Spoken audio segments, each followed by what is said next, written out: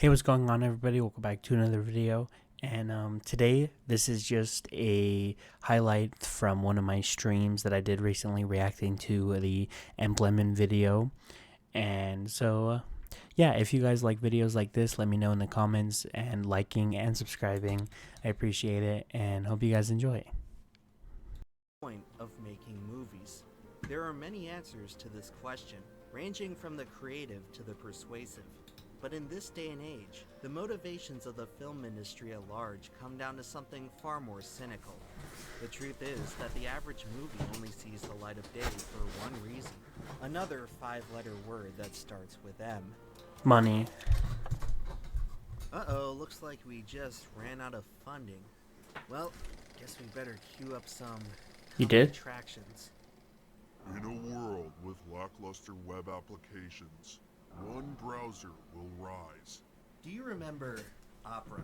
What, that web browser we used to use as kids? Well, I can't believe they got a sponsor. That's actually crazy. Also, video's really low. Okay, I'll turn it up. It's easy to get carried away by the stardom and spectacle that Hollywood Oops, blockbusters there goes my provide. headphone. But make no mistake about it, these things exist to serve a very specific purpose, no different from that of a McDonald's cheeseburger or a can of Coke. The vast majority of movies are designed to be consumer products. They are a tool used by corporations to generate profit.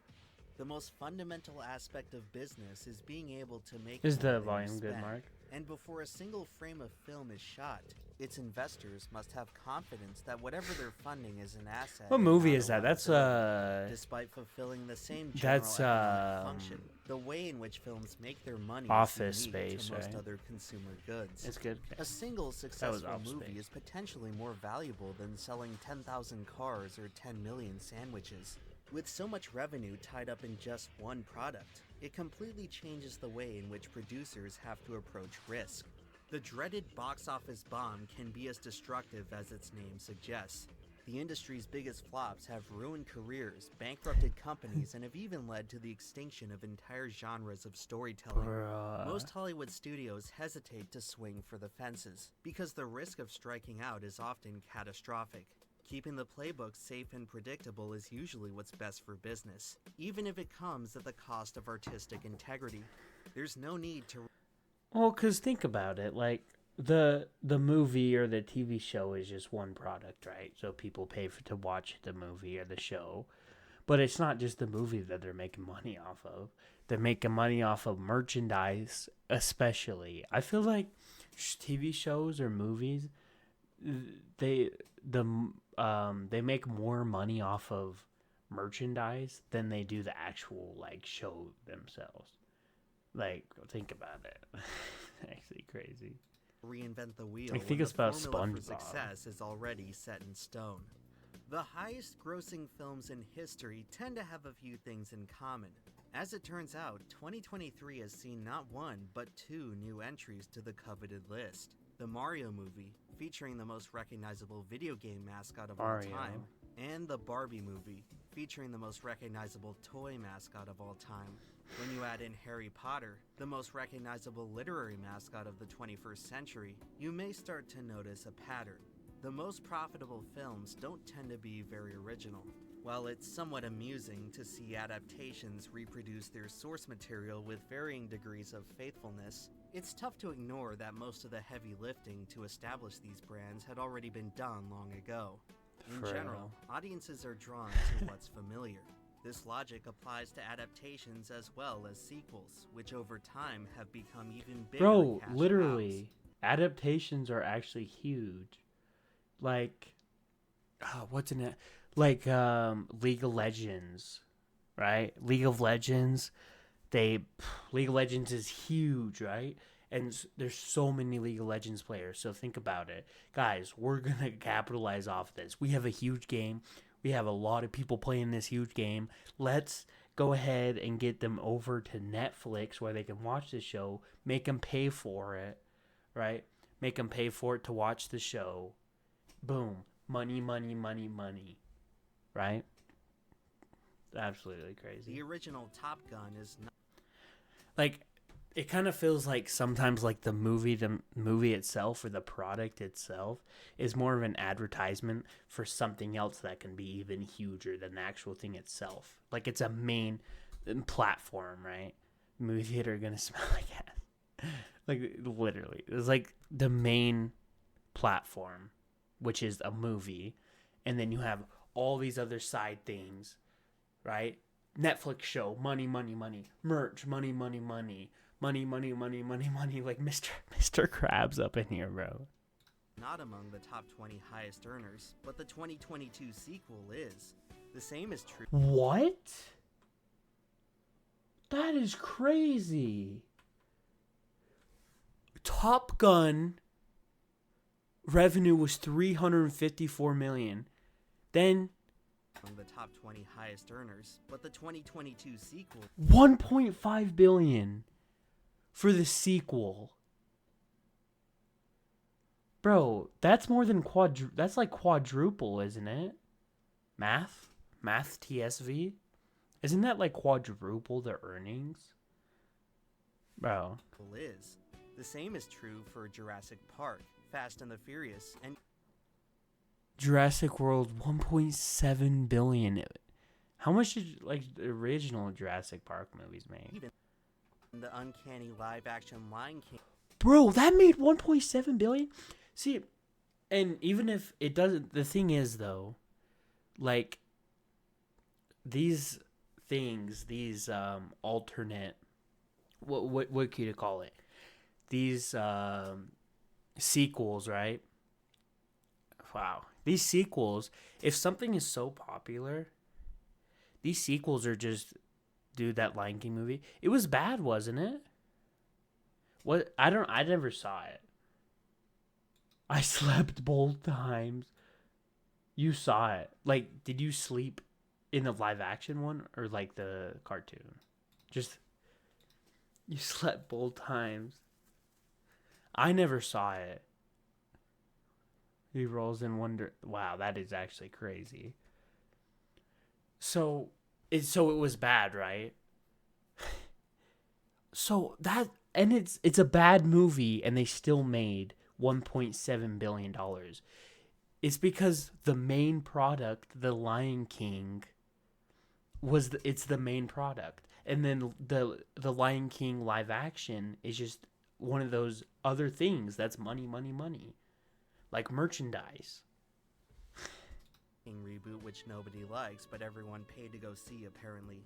Of course, Disney are the kings of getting value out of their properties. That's for They were sure. the first studio to embrace the newest money-making strategy in Hollywood.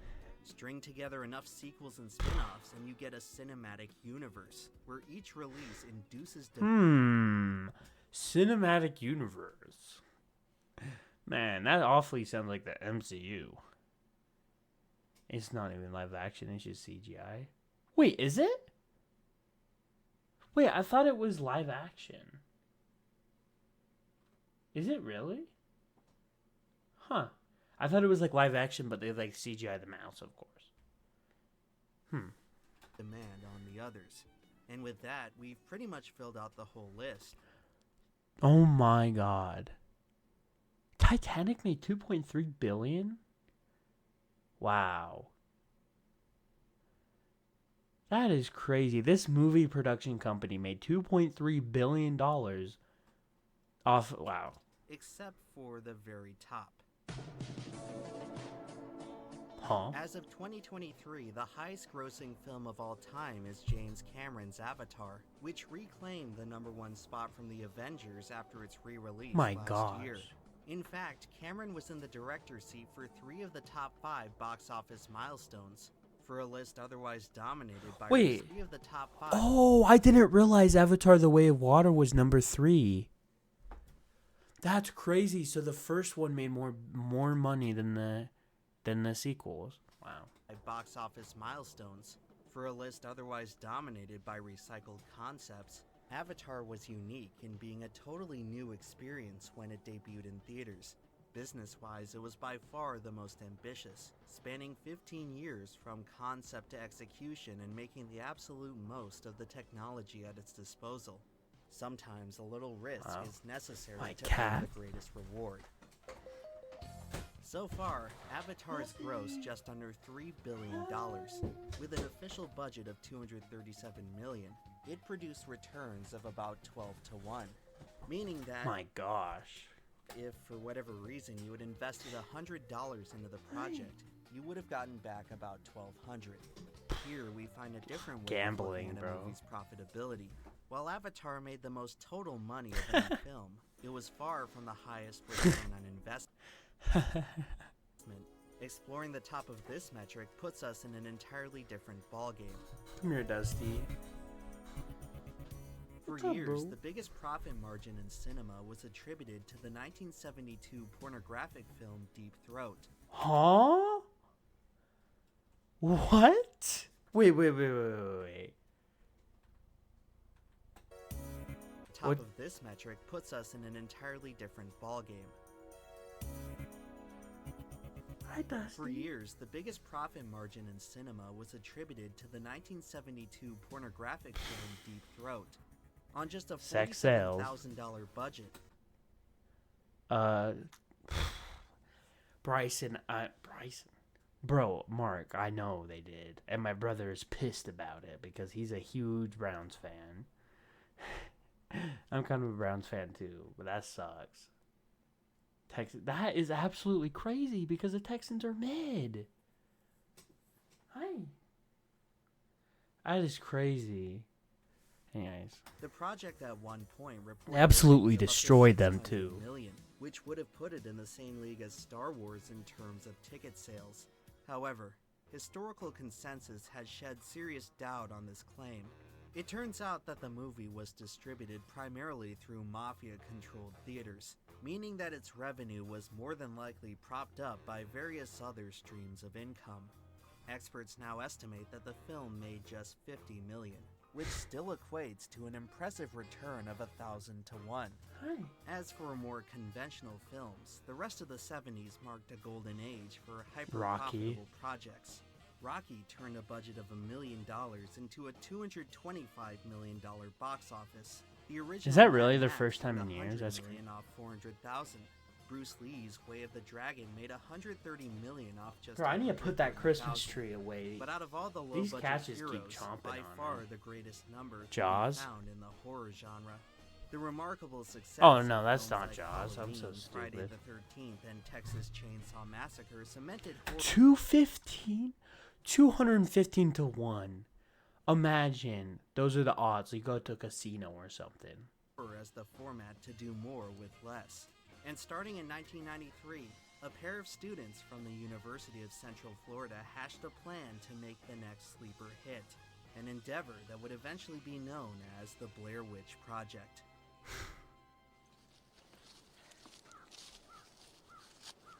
It's the story of three amateur filmmakers investigating a local superstition in the Maryland wilderness.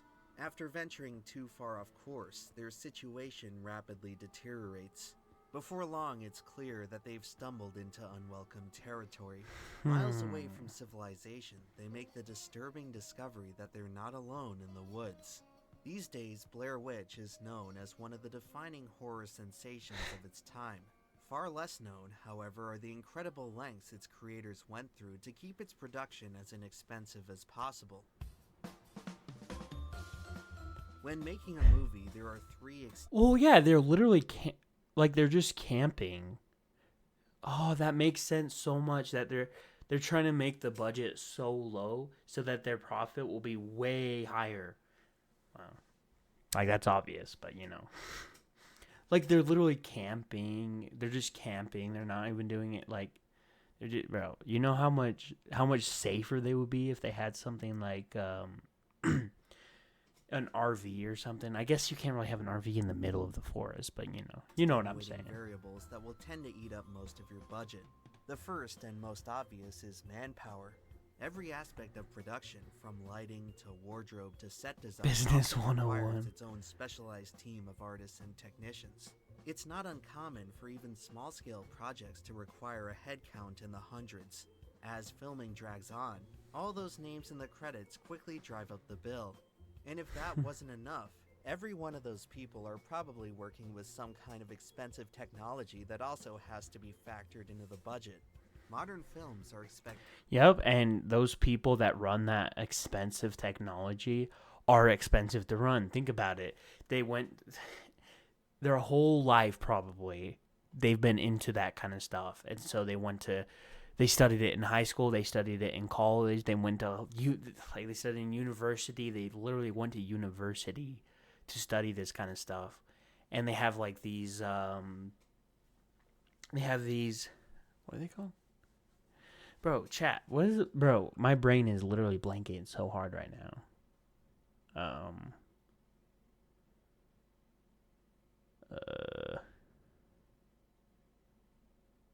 What are those things called that you get when you graduate from college? If you like whatever you majored in. Oh, a degree, yeah.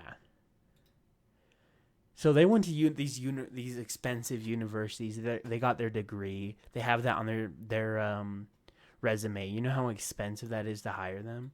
If they're like true professionals, that is so expensive per person. To look a certain way and adhere to strict standards of technical proficiency.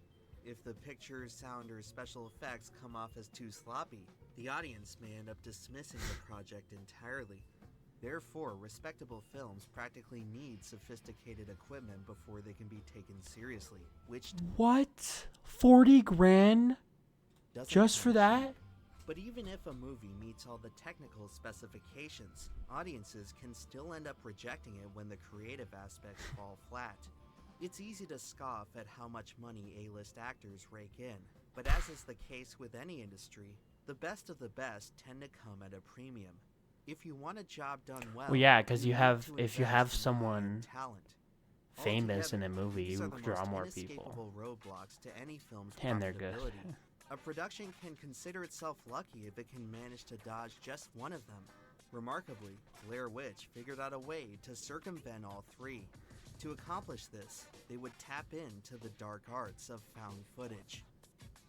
The technique can be traced back to the infamous Italian horror film Cannibal Holocaust. It presents an unorthodox method of storytelling in which the events of the plot are shot by the on-screen character. That's why The Rock is For years, the style was For mostly real. limited to niche experimental Rock films, is in, like, every but Blair movie. Witch would be the first to utilize it in a strategic way. Because when it comes to profitability, found And footage is John a Cena, cinematic bro. cheat code.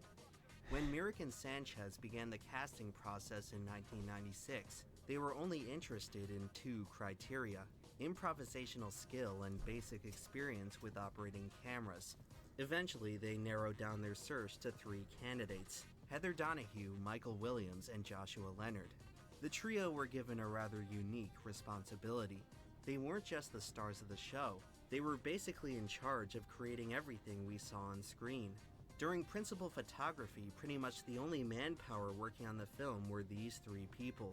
In fact, the directors were not even present while most of the filming took place. While working under no supervision, the actors' performances were entirely spontaneous. The script for the project contained no dialogue, as every conversation was intended to be improvised on the spot, giving the Right. actors so much liberty over the So, like, production no process scripts or drastically anything. They're cut just down going on in labor here, costs. hoping to find But where something. the found footage method really shines is its flexibility with inexpensive equipment. The very premise of the genre provides a diegetic excuse for a lo-fi presentation. The picture quality can look unprofessional because that's how the characters within the story shot it. Most of Blair Witch was filmed on a Hi8 camcorder, which retailed for only $300 at the time. Although it was far below the standard expected from feature films, it works within the specific context of found footage. With the cost of labor and equipment now taken care of, the filmmakers had only one problem left to worry about. They had to elicit convincing performances out of the inexperienced cast. For such a low-budget project, they could only really draw from a pool of unknowns. With the skill of the actors being a major question mark, the directors came up with an ingenious solution. While there were no guarantees that the cast would bring realism to the film could bring realism to the cast. During most of the shoot, the actors were placed in the same environment that their characters were intended to experience. To simulate the real impression of being alone in the woods, the filmmakers decided to limit their interactions with the cast as much as possible. Most of the communication was done through written directions that were placed at prearranged locations in the woods. The actors were often instructed to traverse long distances in real time, which led to actual instances of them being lost. Furthermore, the actors were not informed of upcoming plot points. Many of the most pivotal scenes truly showed them reacting to unnerving events for the first time. Needless to say, several straight days of sleeping in the woods and getting legitimately spooked by the directors left the cast quite exhausted. By the end of it all, they really were desperate to return home. While it was far from the most comfortable experience, the strategy certainly made the performances more convincing. And with Genius. that, pretty much all the footage that would appear in the Until final you almost product die, was so. complete. At this point, the total budget was estimated to be less than $25,000. In the following Bro, months, you know how the directors crazy those gradually margins will whittled be? down 20 hours of raw footage into the 81-minute final cut. After more than 5 years since its initial conception, the Blair Witch Project was finished. Now all it needed was an audience. In the film industry, making the movie itself is only half the battle. Before any production can turn a profit, people need to have a reason to go see it. Throughout the history of cinema, there are countless examples of excellent products that ultimately flopped because of poor marketing. It's a process made even more challenging with a limited budget, as conventional venues for advertising become inaccessible. Without backing from major studios, independent films often have to rely on guerrilla tactics to generate interest. I'm Big Blair Buzz Witch Gamer. was no different. While approaching the marketing problem, the filmmakers would stumble upon their greatest stroke of genius yet. Ordinarily, a sluggish production they is fake not this? ideal, but in the case of Blair Witch, Of course it they happened did. to work precisely in their favor. The film's lengthy development time allowed its release to coincide perfectly with the rise of the internet. And as luck would have it, this radical grassroots project would be the first to harness its true power. In earlier drafts of the film, the directors had planned to present the story through a pseudo-documentary format. The angle was eventually scrapped for pacing reasons, but the documentary segments would find far greater use elsewhere. They ended up being repurposed and reformatted for television. More than a year ahead of its release, the myth of the Blair Witch would be quietly introduced over the American airwaves. The promotional material would appear just twice, first as a 10-minute segment on the Bravo series. Wait, so basically... Wow, that is actually crazy. So their marketing... I don't know. Correct me if I'm wrong. Their marketing was just pushing this theory even more. So finally, when they announced that the movie was going to come out, people wanted to see what all the hype was about and see what they did in the movie. Split screen, then as an hour-long standalone special on the Sci-Fi Network. While the spotlight was short-lived, it was still incredibly effective. Overnight, the filmmakers had succeeded in turning the fictional Blair Witch into a real-life urban legend. At a time when rumors ran wild on online message boards, that is genius advertising. Kind of scummy, but genius. The American public had no concept of found footage at this point, leading many to believe that the events of the documentaries were real. The scale of the campaign... But it was all a movie. Like, literally, they were actors. That is actually crazy. Film opened its literally own played website and received 160 million visitors, the majority of which truly believed they had uncovered an actual missing persons case. Wow. Out of basically nothing, the filmmakers had transformed a totally unknown brand into one of the most highly anticipated prospects in cinema. Following its premiere at Sundance, the Blair Witch Project was immediately picked up for theatrical release. In August of 1999, the film would play in thousands of theaters around the nation and many more around the world. By the end of its run, Blair Witch had grossed just shy of $250 million. What? Off of an official budget and that was back then. $60,000. It produced an astounding return of $4,144. What? To 1. $4,144 to 1. This movie, it would have paid out the value of a new house. Upon release, The Blair Witch Project was, by far, the most profitable film ever made. The Up low until budget now, scares we've only Hollywood. discussed the business end of filmmaking, but the true This is value good of for the movies company. extends far beyond the balance sheet. The Lot history of of Office Hollywood has Space seen no shortage of shameless references. cash grabs, mediocre junk that everyone forgets about as soon as they walk out of the theater. The films we end up remembering do more than just make money. Perhaps the most surprising thing about the most profitable film in cinema is that it was actually good. Oddly enough, there is very little fanfare surrounding Blair Witch today, and it rarely comes up in discussions of the most iconic horror films. This is probably due to the split reception it received from audiences at the time. After more than a year of intense hype, many viewers found the final product underwhelming.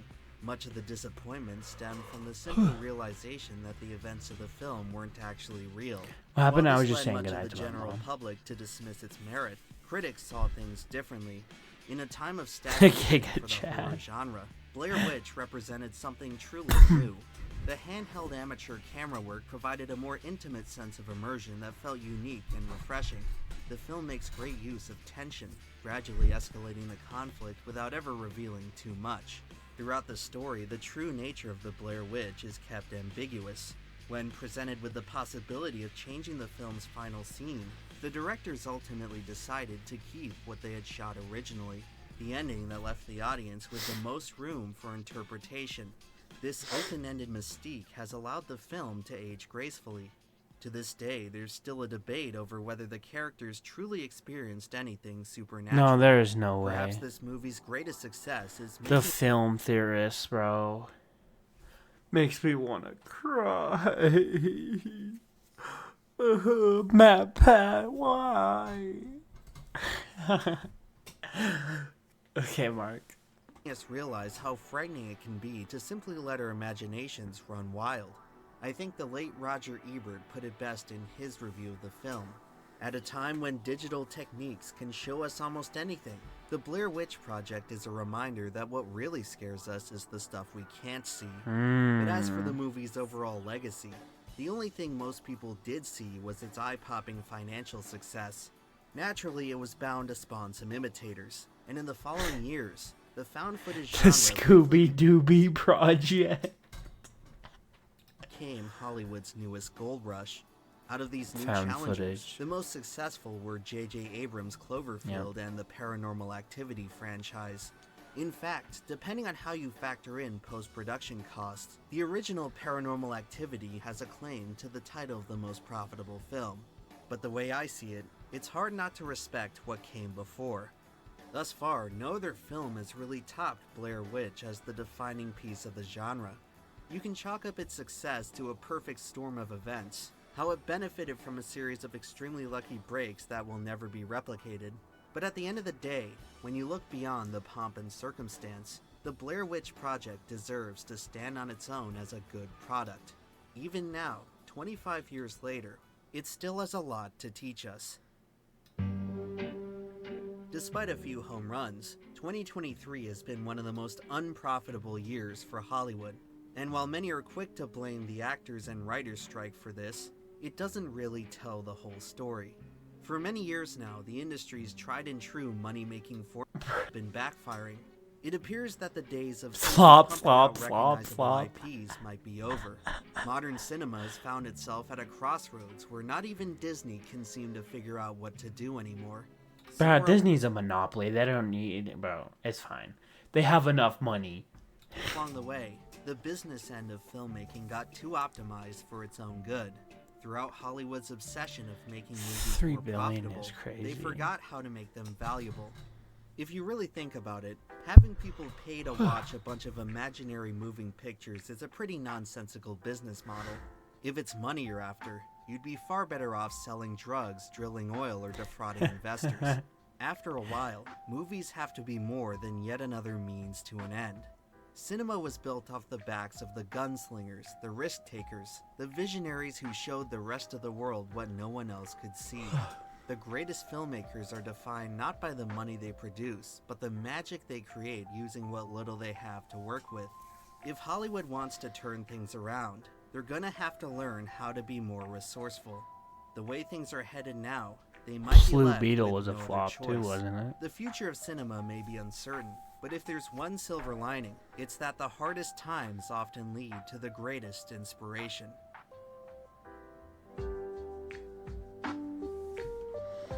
Damn.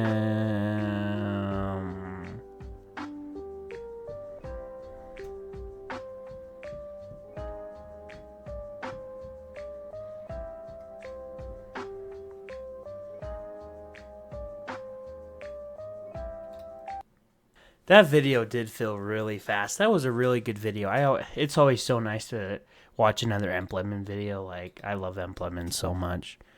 I wish he would upload way more videos, but I guess it takes a long time to produce great content, so I'll take it.